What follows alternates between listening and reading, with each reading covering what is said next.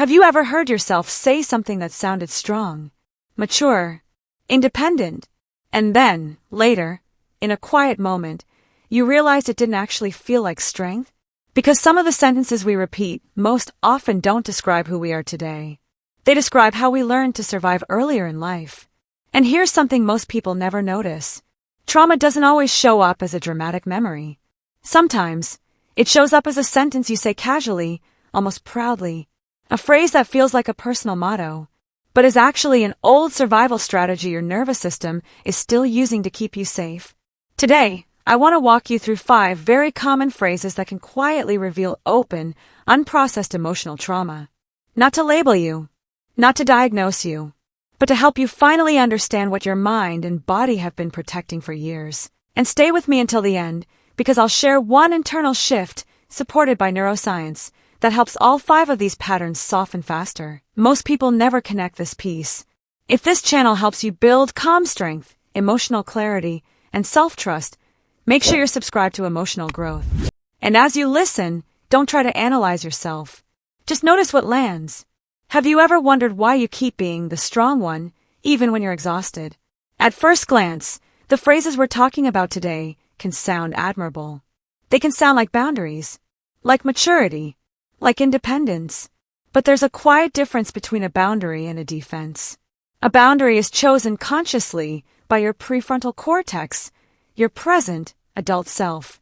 A defense is activated automatically by your limbic system, your survival brain, before you even realize you're reacting. And when a phrase is a defense, it usually has 3 signs.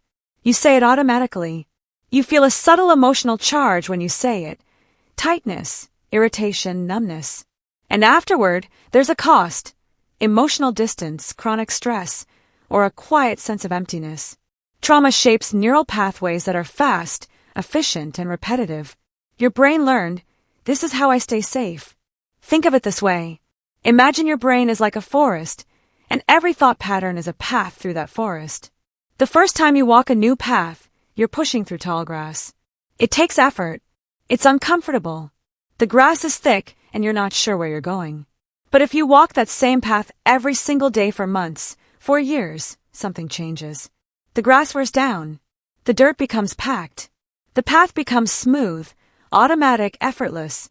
You can walk it in the dark without thinking. You can walk it while distracted. Your feet know exactly where to go. That's what trauma does with protective responses. It doesn't make you broken. It makes you efficient at survival. The phrase, "I don't need anyone," isn't a personality flaw. It's a well-worn path your nervous system learned to walk automatically because at some point, that path led to safety. And here's the important part. Those paths can change. Not by force, not by willpower, but by gently, consistently creating new paths until eventually, your nervous system begins to trust a different route. So it keeps repeating the same response, not because you're stuck, but because the pathway has been reinforced by time, stress chemistry, and repetition. Pause for a moment. Instead of asking, "What's wrong with me?" try asking, "What happened that made this feel necessary?" That question alone begins to change how your nervous system responds. Let me give you a concrete example of what this looks like. Imagine 2 women at work. Both decline an invitation to a social event. The first woman says, "No thank you, I need some quiet time this weekend." She feels calm, clear. There's no charge in her body. The second woman says, "I'm fine on my own, I don't really need to go." But notice the subtle difference. There's a tightness in her chest, a defensive edge in her tone. And afterward, she feels relieved, but also lonely. Same behavior on the outside. Completely different process on the inside. The first is a boundary. The second is a defense. One comes from choice. The other comes from protection. And your body always knows the difference, even when your mind doesn't. As we go through these 3 phrases, we'll explore what they sound like on the surface, what they often mean underneath, and what helps your body and brain begin to release them without forcing yourself to heal perfectly. Do you notice how often you minimize your needs without thinking? Do you feel uncomfortable when someone tries to get emotionally close to you? Do you feel guilty when you rest? Many women learned emotional competence without emotional safety. So they became reliable, capable, strong, But strong doesn't always mean safe. Let's begin with the first phrase. The first phrase is one many people say without even noticing it. I don't need anyone. Sometimes it sounds softer. I've always handled things on my own. I'm fine. I've got it. On the surface, this sounds like independence, strength, self-sufficiency. But when we look at this phrase through attachment theory, something deeper often appears. Children are biologically wired to need emotionally available caregivers. Not perfect caregivers, just present ones. A child needs to feel that when they reach out, someone responds. That when they feel overwhelmed, someone helps them regulate. That when they depend, they are not punished for it. When that safety is inconsistent or missing altogether because of emotional absence, neglect, unpredictability, or abandonment, the nervous system learns a painful lesson. Needing others is risky. Depending leads to disappointment. Vulnerability costs too much. So the child adapts, not by becoming cold, not by losing sensitivity, but by becoming self-contained. This is where a pattern often forms that psychology refers to as avoidant attachment. In this pattern, closeness feels unpredictable, dependency feels unsafe, and vulnerability feels like a loss of control.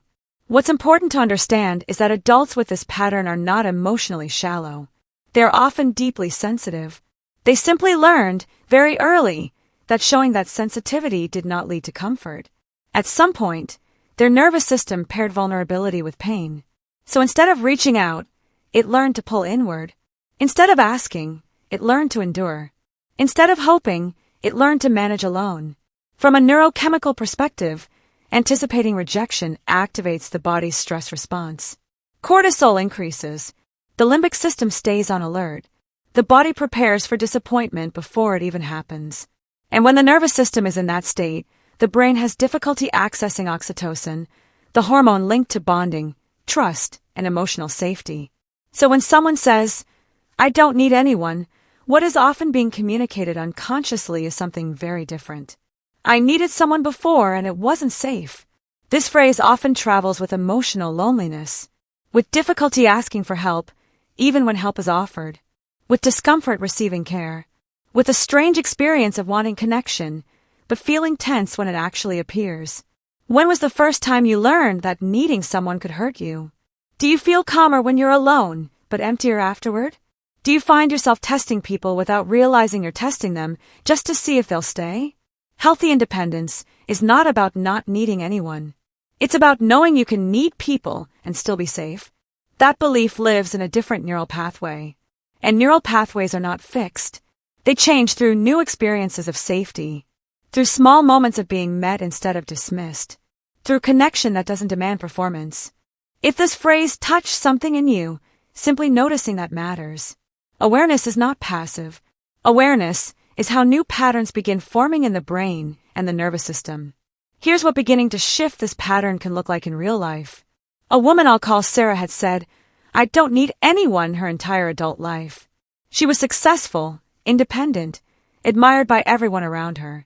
But at night, alone, she felt empty. One day, her friend offered to help her move apartments. Sarah's automatic response was, No, I've got it handled. But this time she paused. She noticed the tightness in her throat, the urge to push help away. And instead of following that urge automatically, she said something different. Actually, that would be really helpful. Thank you. Her hands trembled slightly as she said it. Her nervous system was learning something new. That day, nothing dramatic happened. Her friend helped her move some boxes. They ordered pizza. They laughed. But something inside Sarah shifted. Because her nervous system experienced something it had been avoiding for decades. She needed help, and she was still safe. That's not a full healing. It's one new data point. But one data point, repeated over time, creates a new neural pathway. And a new neural pathway creates a new possibility. Now let's move to the second phrase, one that often hides deep exhaustion. I'll do it myself. It's just easier. Or, if I don't handle it, everything falls apart.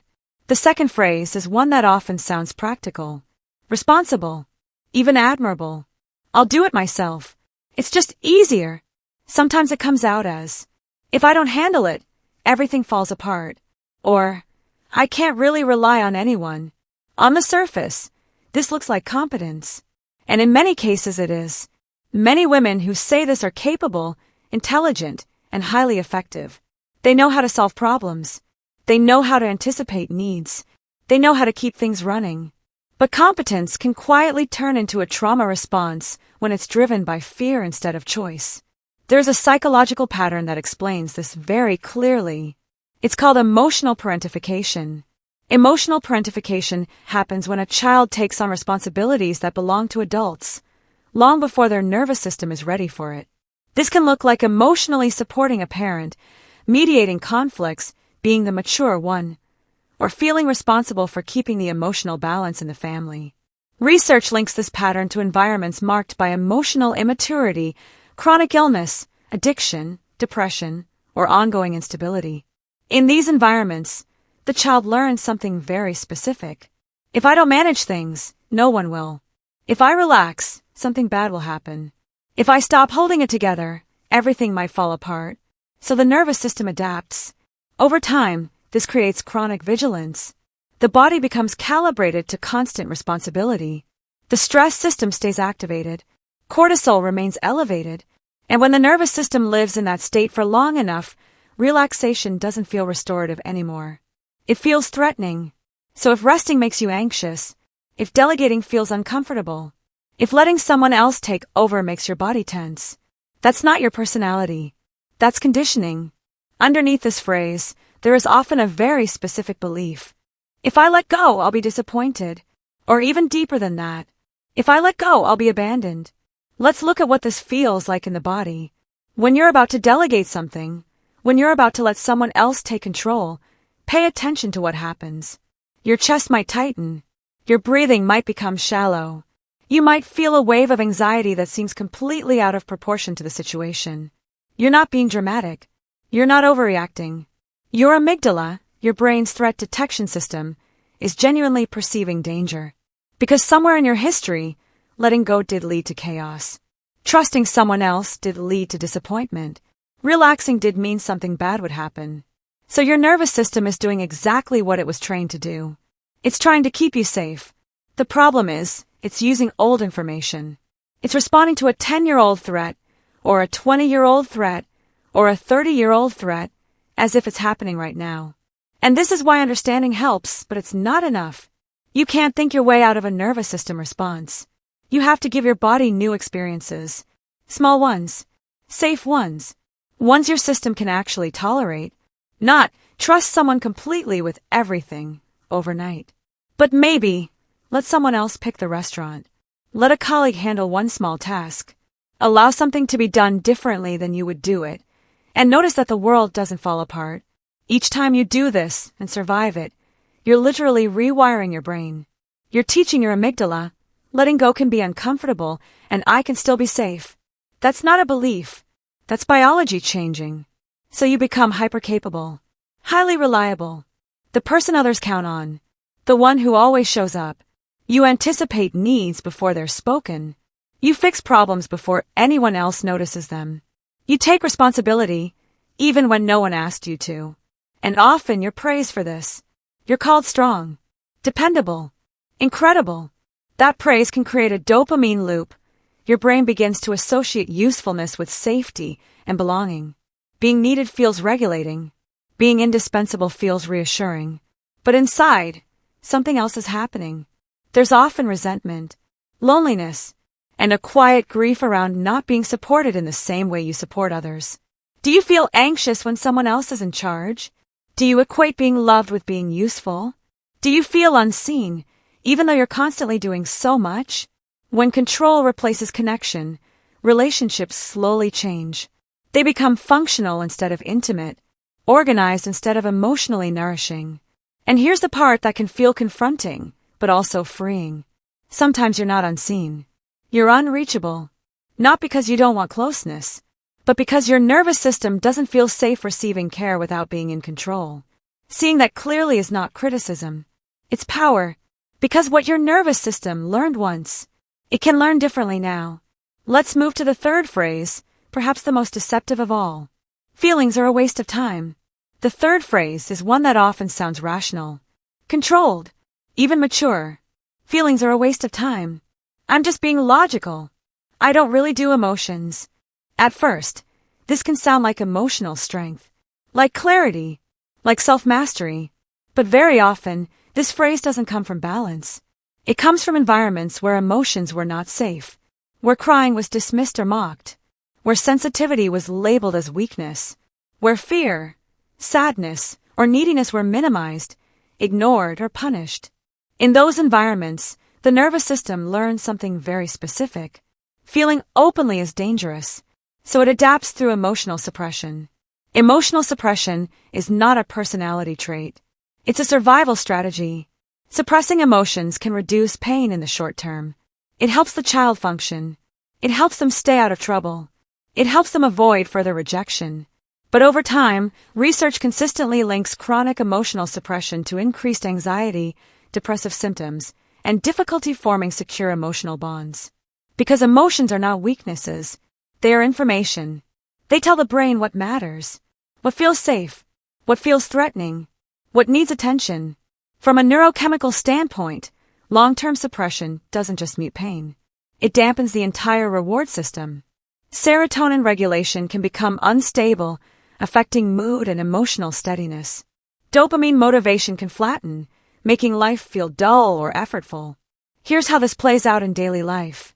You might notice you go through the motions. You accomplish things. You check boxes. You stay productive.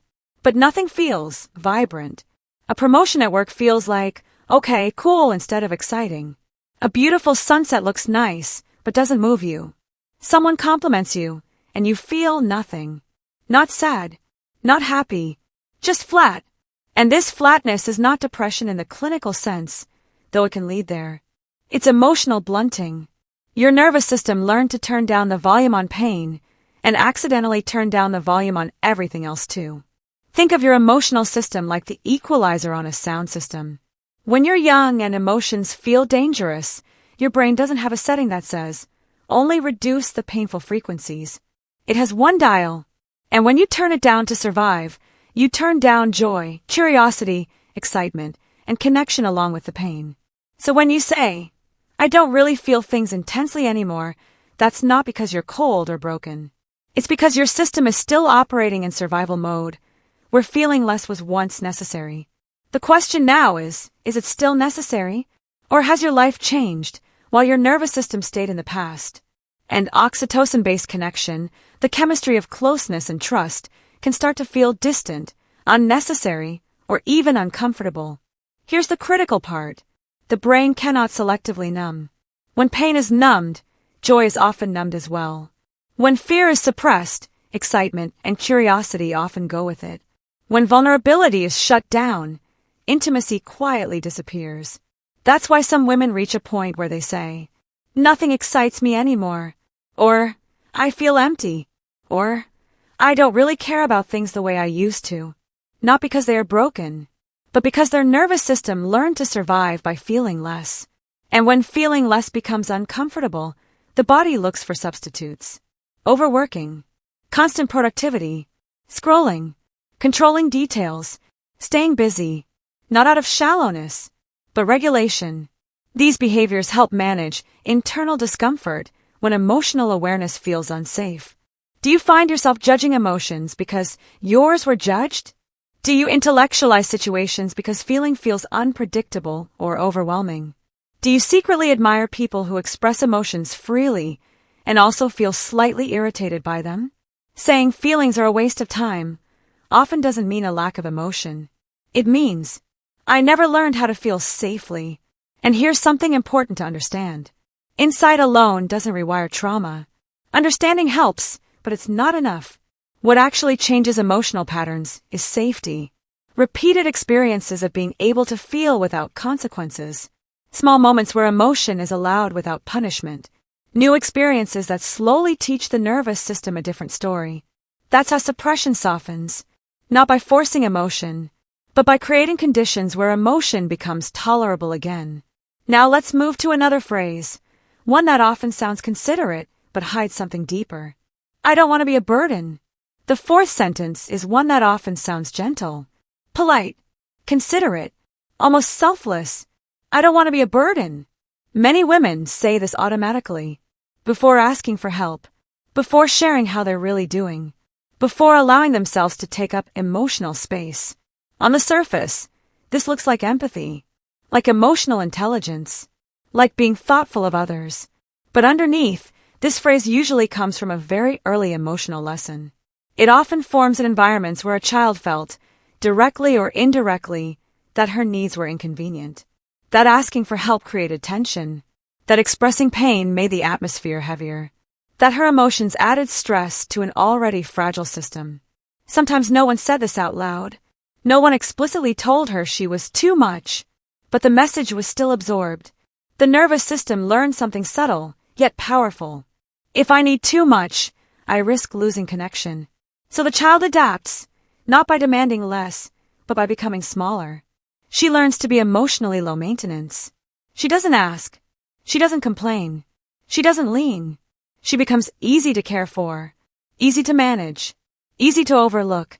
From a psychobiological perspective, this pattern creates constant social monitoring. The limbic system stays alert, scanning faces, tones, and silences for signs of irritation or withdrawal. Cortisol can remain elevated in relationships, even when nothing appears to be wrong. And because the nervous system is rarely fully at ease, oxytocin, the hormone linked to relational safety, trust, and bonding, has difficulty flowing freely. This woman often becomes pleasant to be around, supportive, attentive, but difficult to truly know. In adulthood, this pattern rarely shows up in obvious ways. It shows up quietly. You may find yourself apologizing before asking for anything, downplaying your pain so others don't feel uncomfortable, pulling away emotionally at the exact moment you need support the most, and feeling invisible without fully understanding how it happened. She doesn't feel openly rejected. She feels optional, present, but not prioritized, included, but not fully considered. When did you first learn that your needs might be too much? Do you soften your pain so others can stay comfortable? Do you hold back, even with people who say they care about you? Here's a truth that is rarely said clearly enough. Connection doesn't come from being convenient. It comes from being present. I want to share something that might feel confronting, but also deeply freeing. If you constantly worry about being a burden, there's a pattern that often emerges in your relationships. You become the person everyone feels comfortable around, but no one really knows. People enjoy your company. They appreciate your support. They value how easy you are. But when they try to reciprocate, when they try to be there for you, they hit a wall. Not a dramatic wall. A soft one. You smile and say, "I'm fine." You redirect the conversation back to them. You minimize your pain so quickly they don't even realize you're hurting. And here's what happens over time. They stop asking. Not because they don't care, but because you've trained them, unintentionally, that you don't need them. So the loneliness you feel isn't always because people don't want to show up for you. Sometimes it's because you've made yourself unreachable. And I say that not to blame you, but to show you where your power actually is. If you've been protecting others from your needs for so long that they've stopped offering support, that pattern can change. Not by demanding more, not by testing people, but by allowing yourself to be honest in small ways. Actually, today was really hard. I could use some company right now. I'm not okay, and I don't need you to fix it. I just need you to know. These sentences might feel terrifying at first. Your nervous system might scream, "Don't do it." You'll push them away. But connection doesn't grow in comfort. It grows in honesty. And the people who truly care about you are not waiting for you to be convenient. They're waiting for you to be real. You are not a burden for having needs. You learn to shrink because belonging once felt conditional. And healing here doesn't mean overwhelming others or demanding constant attention.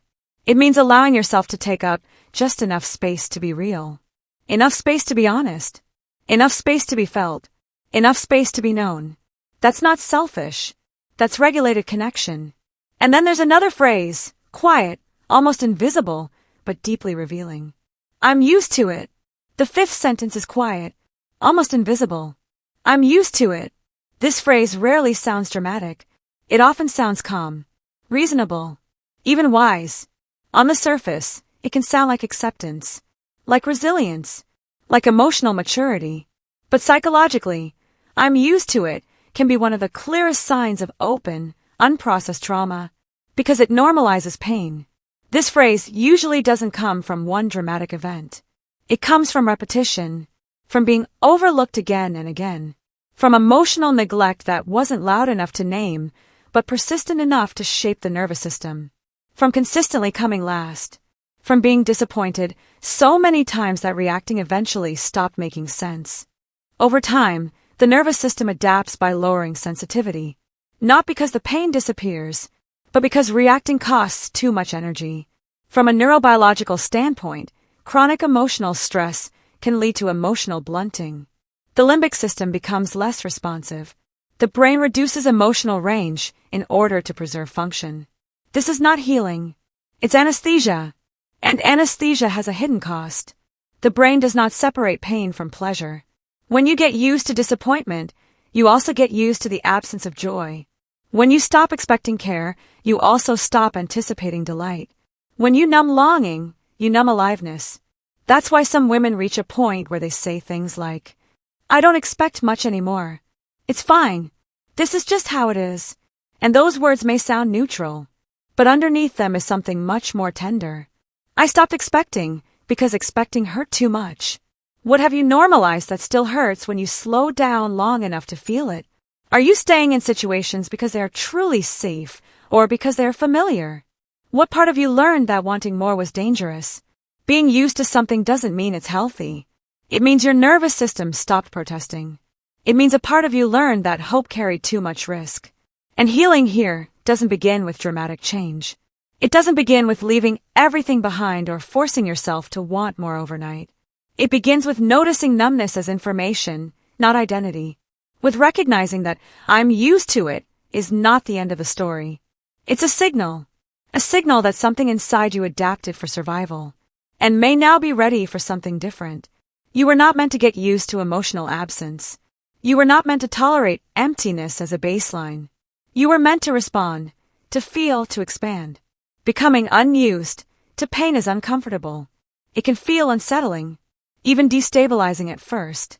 But that discomfort is often the earliest sign that life is returning to the body. That sensation is coming back online. That your nervous system is beginning to wake up. And this brings us to the bigger picture behind all of these phrases. Let's gently bring everything together. "I don't need anyone" protects you from disappointment. "I'll do it myself" protects you from chaos and abandonment. "Feelings are a waste of time" protects you from emotional danger. "I don't want to be a burden" protects you from losing connection. And "I'm used to it" protects you from the pain of hoping again. None of these phrases describe who you are. They describe how you adapted. They are the language of a nervous system that learned, very intelligently, how to survive in environments where safety was inconsistent, conditional, or absent. So the most important question is not, "How do I stop saying this?" The real question is, what did your nervous system need to learn so you could keep going? Healing doesn't begin by eliminating these phrases. It begins by understanding what they've been protecting all along. Here's the internal shift that helps all 5 of these patterns soften. Instead of asking, "How do I get rid of this?" ask, "What is this protecting me from feeling?" That single question moves you out of self-judgment and into curiosity. And curiosity is regulating. It calms the nervous system. It brings the prefrontal cortex back online. And it reduces threat responses over time. And from that place, change becomes possible. So instead of forcing yourself to be different, start smaller. If you tend to say, "I don't need anyone," allow one small moment of connection. A simple message. A brief check-in. Something your body can tolerate. If you tend to say, "I'll do it myself," release control in one low-risk place. Let something be imperfect.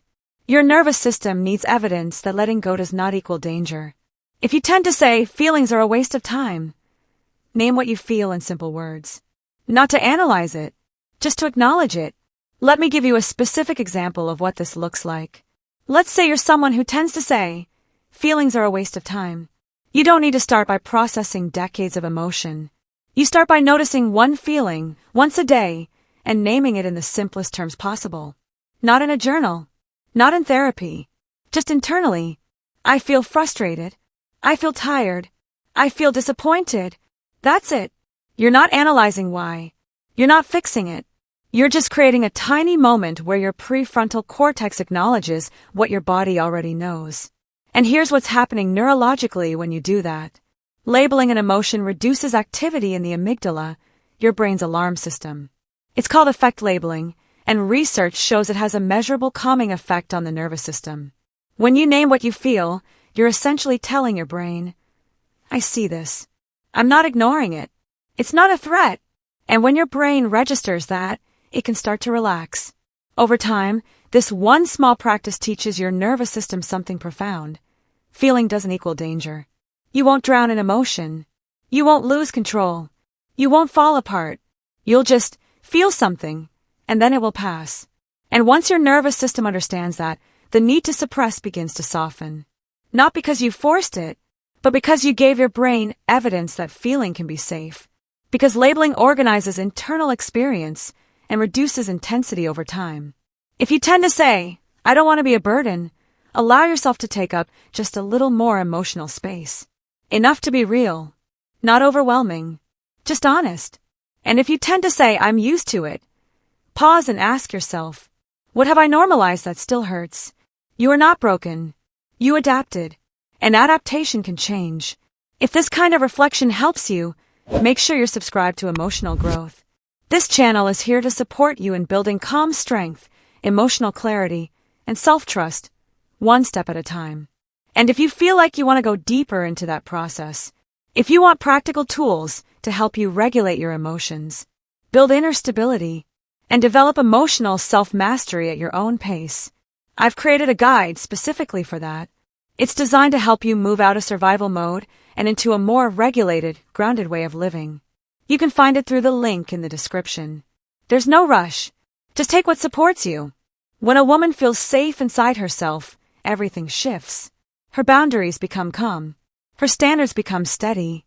Her presence becomes grounded, not because she is numb, but because she is regulated.